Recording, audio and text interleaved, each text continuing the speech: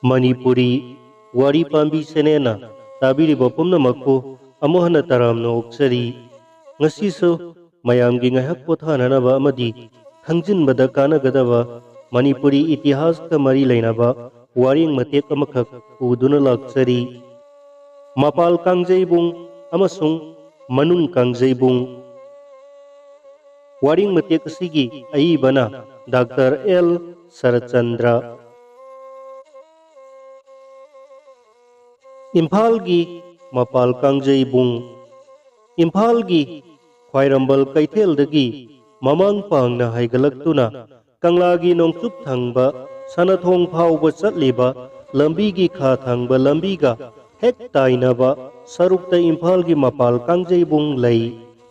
Kangjaibung ase Maidengu Khagemba Sana Haktakta Krista Lisemaga Satruk Subna Tarukta Semgat Khibani Mahaki Matamda Meragi Sauraba Kumai Taufam Oiduna Manipurgi Khwaidagi Maming Satpa Kangjaibung Pakchan Kangjai Pana Kangjai Amasung Sayolgi Oina Numit Khaidokuna Sanaba Kangjai na Singba Soifadaba Thauram Oina Pangthoklammi Kangjaibung asida Maidingu Labaina Chandrabu Lautunaraga Sagol Kangjai Loirappa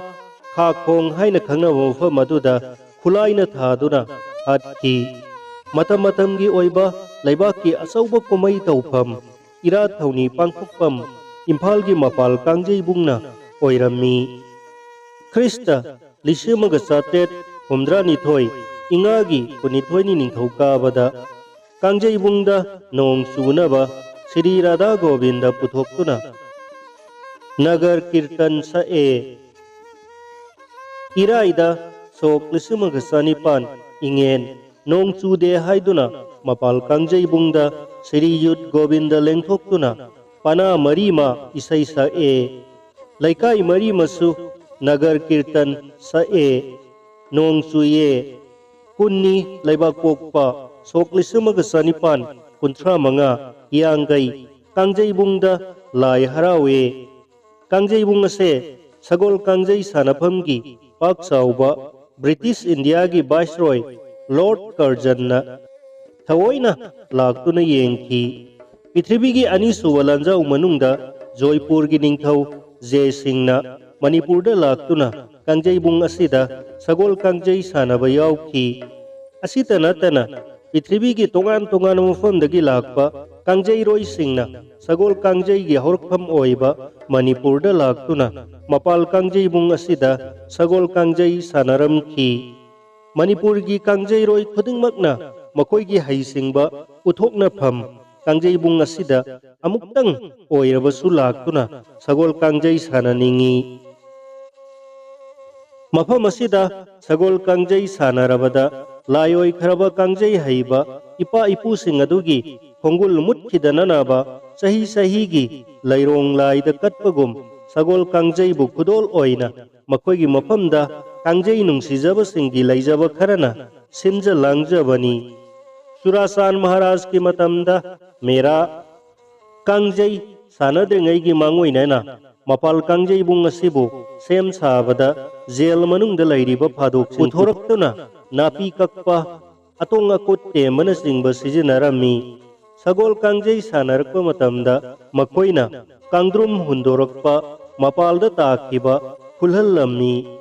Haujik Uriba Kangjaibung gi Saktam asidi Hanadagi Yaamna Pixelaba Lambina Ikoi Koisenba Maphamni Aduga Amuk Phaidabungi Saruk Khaidokiduna Sagol Kangjai Sanapam Saruk Kharatamak Khaghauraga Maning Thangba Sarukta Sangna Mi Phamduna Yengnanaba Mapham Amadi Makhada Kakhal Kaya Khaidoktuna Sajinkre Sanabung Lampaki Pak Chauba Saurakna Gas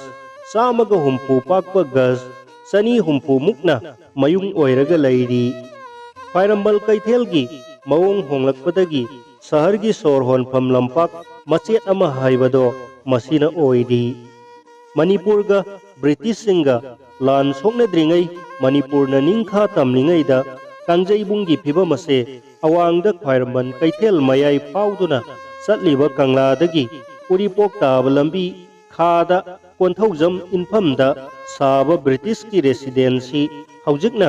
governor की bungalow की मनिंग थांगब लंबी ममांगदा कंगला अमसुंग मनिंगदा ख्वाइरंबल कैथेलनी कांगजेबुंगदगी कंगलागी मनिंग थांगब लंबी फाउबगी मरकता फैदाबुंग अमसुंग नुंथिल कैथेल फंफमना खलमी मणिपुर की महौसा की सक्तम ngakpada मरु ओइबा मफम अमा ओइरिबा इम्फाल मपाल कांगजेबुंग पृथ्वी की ख्वाइदगी लीरबा ngasi फाउबदा Sagol कांगजई सानरिबा कांगजेबुंगनी हाइना सिंथानरी कंगलादा लैरिबा मनुंग कांगजेबुंग Manipur की इम्फाल मयोल मक्तदा लैरिबा कंगलागी अंगनबा मतमदगी लमदम मसिदा खुंदारिबा मीसिंगा थादोकनबा याद्रबा मफमनी मफम असिदा मैतई सिंगना थाइनदगी हौना कोनुंग सेमदुना पालंबगी खुदमनी मणिपुर की इतिहास इबा हौरकपसु ख्रिस्तगी मतुंग मैदिंगु नोंगदा लाइरेन पाखंगबना कंगलादा निंगथौ ओइदुना पानखिबदगी हौखी नोंगदा लाइरेन पाखंगबना पानद्रिंगैदा खाबना कंगलादा पानखिबगी पानथोइबी खोंगुल कौबा लाइरिकता फंगी इम्फाल तुरेनगी मथक्ता खाबना सारंब थोंगबु खाब संजेन थोंग कौरंबदगी ngasi फाउबदा संजेन थोंग हाइना खंगनदुना कंगलागी खा थंगबदा लैरी चैथारोल कुंबाबा कौबा लाइरिक असिबु इबा हौबा मतमदा पाखंगबना निंगथौ ओइबदगी हौना इरी कलीगी कुमसिंग लिसिंग अहुम सामा सुपना मंगा सुबदा मैदिंगु पाखंगबना निंगथौ ओइये लैस्ना पानदुना अहिंग मी ओइबा नुंथिल लाई ओइदुना मतम कुइना लैरक्लबदा नोंगमगी अहिंगदा लाइस्नाना हाइरए नुंथिल नंगना लाई ओइ हाइरिबसिबु कोइरैतोना खुंथोगलकपदा लाकपनीना मी ओइबदी याय लाई ओइबदी यादे अइदी कोरौ नोंगमदोंदगी कुमलकपनीना मी ओइबसु याय लाई ओइबसु याय हाइना खुमखिए अदुबु पाखंगबा अमसुंग लाइस्ना अनीना सानखिबा वारीगी मखा ताबदा कांगजेरोन कौबा पुयादा लाइस्नाना पाखंगबगी मरुप खोयुम सायोनबी नमु पोंगबु ओइबीना सेंगलौ सक्थोंग उनसी माइखंगनसी हाइबदी करीगी यारोइदौरिबनो खोयुम अखोई पुमनमक्सु नमु पोंगबु ओइ अहोंग कुमई तौसी हाइना खोयुम पुन्ना वा तानरगा खोयुम मार्चिंग कौबा लाइना हाइ सगोल कांगजई सानसी हाइना हाइरबदा खोयुम पुन्ना तिना यानरे मिसंग खाइनरे खुद तरेतना मिसंग अमा खुद तरेत अमना मिसंग अमा ओइना खुद तरेत की सानखी मखोइना सगोल कांगजई सानखिबा मफमदी कंगला मनुंगदा लैरिबा मनुंग कांगजेबुंग हाइना खंगनबा मफम अदुदनी ngasi sahi lising anirom suraklaba manung kangjebung asida sagol kangjei sanabada khut taret ki misang semduna sanaba haukiba ahanbani kangla manunggi kangjebunga samnana utra mamangda sauraba leite manaba lamjau ama leiriba mafamdo sahi kayagi mamangdagi leiraklabani kangla da palamba ningthausinga makoi gi lan gi damak lanmi tengol sem sabada amadi लाल हंजिलकपदा सावरबा लंपाक अदुगी मनुंगदा थेंखांग कयारकता पुनफमनी तिनफमनी मैदिंगु सूर्यचंद्रना पानबा मतम लिसिमगा सानिपान मबुद्रा मणिपुरना मनिंग मखा तमनिंगै कंगलागी मनुंग कांगजेबुंगदा British सिंगबु येंगहननबा Sagol कांगजई सानखी मदुगी मतुंगदगी मखा ताबा सगोल कांगजई सानबदा अथिंगबा लैखी कंगलागी मफमबु मणिपुर भारत तिल्लब मतुंग मतम सांगना Assam rifles की मखादा थमलक्की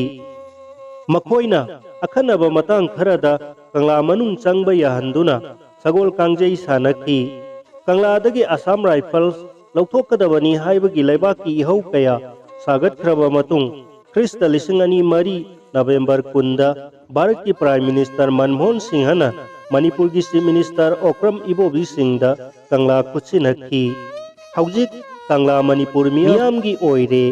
कंगलाबु हानगी फिबमदा नहौना अमुक सेमगतपा तारबदी यामना मरु ओइख्रबा कांगजेबुंग असिबु निंगथीना सेमगतुना ngakna thamba mathau tari यामना अखनबा Sagol कांगजई अमदी लेबाकी नाटका मरी लेनना पांथोकपा थौरमसिंगदा manung Kangjayibungna thoidokna khudongchaba mafam ama soidana oigani. Kanglabu amuk hanna hanagi phibamda semgatpada manung Kangjayibunggi phajaba masak soidana uragani haina thajaba thamnari.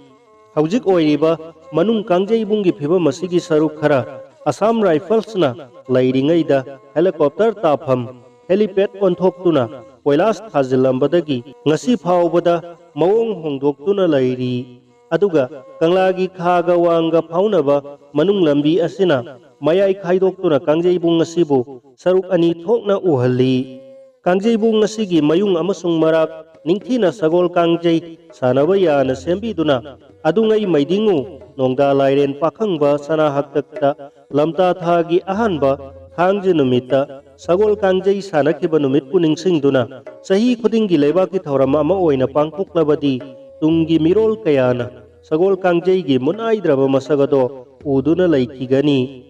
Matam kuina siduna lairuraba Kangjayibung amabu pana Kangjay gi horakphamga mari lainana amuk hingalhalabadi Prithibida khwaidagi liraba mapal Kangjayibung asidagisu hena liba sagol Kangjay sanafam ama amuk sak taglakhiba yari. Sagol Kangjayna Kangjayibung asigi thawai hapiba amadi sangi. Maitai khunai horakphamga sagonaba Kanglabu nungsibada manung Kangjayibung asisu yamna maru oiba saruk amani. Kanglabu hana lairamba mahusagi phibamda amuk nahaunana semjin sajinbada konung Kanglasa amadi laisangna singbadagi khwaidagi hena liraba mafam oiriba manung Kangjayibung ase masak thokna semgat pifam thoi.